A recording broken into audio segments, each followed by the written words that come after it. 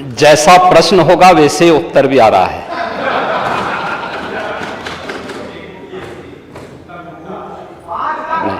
शांति सुनिए। प्रश्न ही उल्टा था तो उस उल्टे प्रश्न को सही करने का प्रयास हुआ है। और अभी तो आपने आधा ही उत्तर सुना है। पूरा सुनेंगे तो संभवतः पिछला इतिहास याद आने लग जाएगा।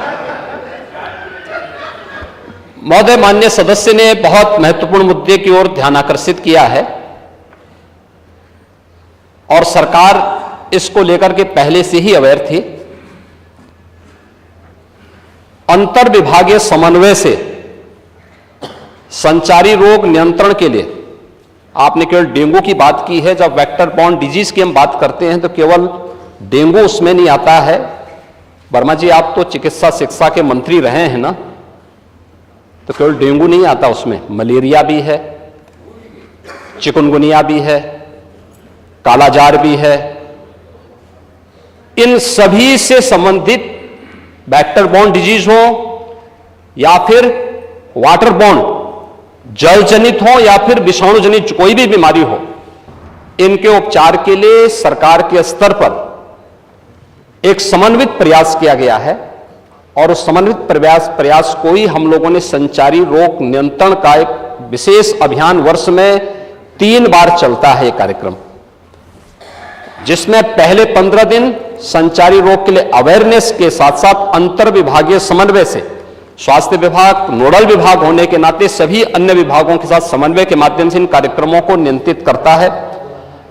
इसके बाद डोर टू डोर जाकर के दस्तक अभियान के माध्यम से कहीं भी कोई व्यक्ति जो बुखार से पीड़ित है, उस व्यक्ति को नजदीक के स्वास्थ्य केंद्र में उपचार की सुविधा दिलाने की व्यवस्था करना।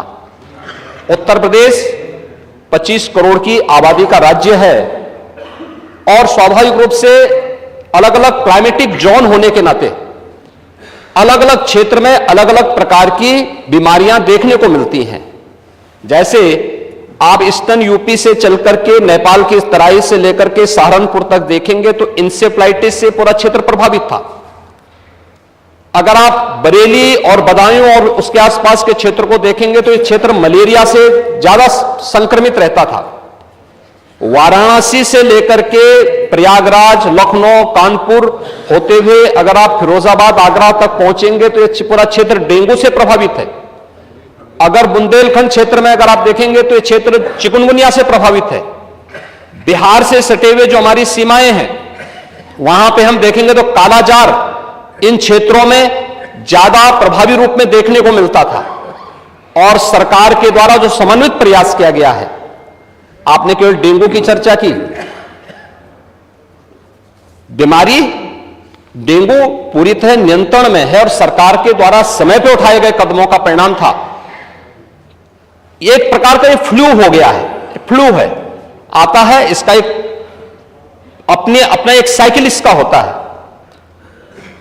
लेकिन मुझे आश्चर्य होता है कि जो सदस्य यहां पे प्रश्न उठा रहे थे, एक बहुत सीनियर सदस्य हैं, वो तो जब चिल्ला रहे थे तो मुझे उनके स्वास्थ्य की भी चिंता हो रही थी, रविदास मल्होत्रा जी की। उसको आपने जो बात कही है वह ब्लड ट्रिप नहीं था, उसको प्लेटलेट्स कहते हैं, ठीक है ना, प्लेटलेट्स कहते हैं। और वह पर्याप्त मात्रा में हर जनपद में आज के दिन पे उपलब्ध है। ब्लड सेपरेटर यूनिट, पहले होता क्या था कि हम होल ब्लड चढ़ाते थे। हर एक पेशेंट पे होल ब्लड की आवश्यकता नहीं, खासतौर पर वायरल जनित तो ये बीमारियां होती हैं जिसमें डेंगू है या बहुत सारे ऐसे वायरस आते हैं जो प्लेटलेट्स काउंट को कम करती हैं। उन स्थितियों में प्लेटलेट्स की अतिरिक्त आपूर्ति के लिए उस व्यक्ति को उसको बाहर से चढ़ानी पड़ती है। इसके लिए हर जनपद में ब्लड सेपरेटर यूनिट दी जा चुकी है, वे काम करनी शुरू की है। वहां पे हर जगह सरकार के स्तर पर बेहतर प्रयास हुआ है। और जहां तक नेता प्रतिपक्ष के द्वारा यह कहा जाना कि साहब प्राइवेट हॉस्पिटल में, याद रखना डबल इंजन की सरकार है, ये केवल बोलती नहीं करके दिखाती भी है। प्रदेश के अंदर 10 करोड़ लोगों को आयुष्मान भारत और मुख्यमंत्री जन आरोग्य योजना के अंतर्गत 5 लाख रुपए सालाना स्वास्थ्य बीमा का कवर भी ये सरकार उपलब्ध करा रही है। वह किसी भी पैनल्ड हॉस्पिटल में, वह सरकारी हो, सरकारी में सारी सुविधाएं फ्री में है, लेकिन किसी भी प्राइवेट हॉस्पिटल में जाता है तो वहां वे सुविधाएं मिल रही हैं। और ये पूरा सदन गवाह है कि हर माननीय सदस्य को इस सदन के द्वारा अपनी निधि से ही 25 लाख रुपए सालाना देने का अधिकार दिया गया है।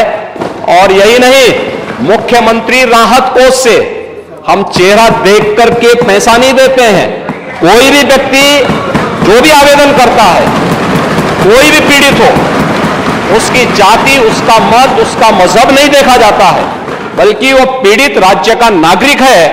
उसको प्रदेश में, देश में या दुनिया में जहां कहीं अच्छी स्वास्थ्य की सुविधा मिलती है, और सुविधा के लिए मुख्यमंत्री राहत कोष से भी हम पैसा देने में कोई कोताही, तमाम मान्य सदस्य विपक्ष में बैठे हुए हैं, वो हर व्यक्ति इस बात को कह सकता है। उनके प्रस्ताव आते हैं बिना किसी भेदभाव के, हमने उसके लिए भी धनराशि उपलब्ध कराई है। आयुष्मान भारत और मुख्यमंत्री जन आरोग्य योजना भी है। हम आभारी हैं आदरणीय प्रधानमंत्री जी के, जिन्होंने आयुष्मान भारत जैसी योजना दी, जिसमें हर गरीब से गरीब व्यक्ति भी आज अपना उपचार किसी भी अच्छे कॉर्पोरेट हॉस्पिटल में भी करा सकता है, और देश में भी करा सकता है, दुनिया में भी कहीं करा सकता है। हर वर्ष की सुविधा उसको मिली है। मुख्यमंत्री जन आरोग्य योजना की सुविधा भी उसे दी गई है।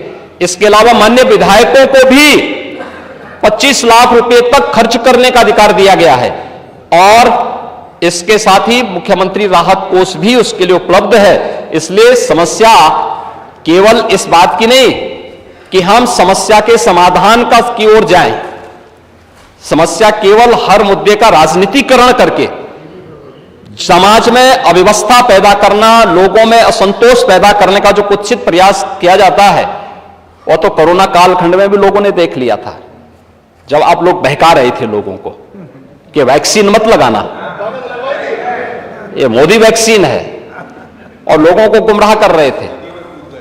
परिणाम क्या है?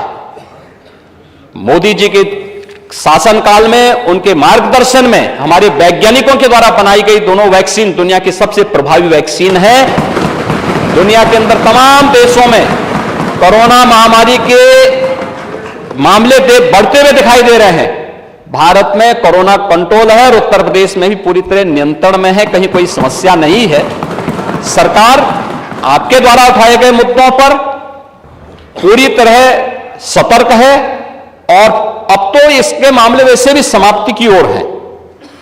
बरसात के समय जल जमाव वाले क्षेत्रों में, अन्य क्षेत्रों में इस प्रकार की बातें देखने को मिलती हैं। और ये केवल डेंगू के मामले नहीं होते, इंसेफ्लाइटिस के भी मामले होते हैं, मलेरिया भी होता है, कालाजार भी होता है, चिकनगुनिया भी होता है।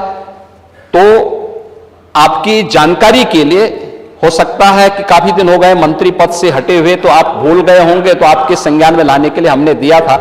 इधर रहते तो हो सकता है कि कुछ लॉलीपॉप मिल भी जाता, लेकिन वहां रहकर के वो कभी नहीं मिलना। मैंने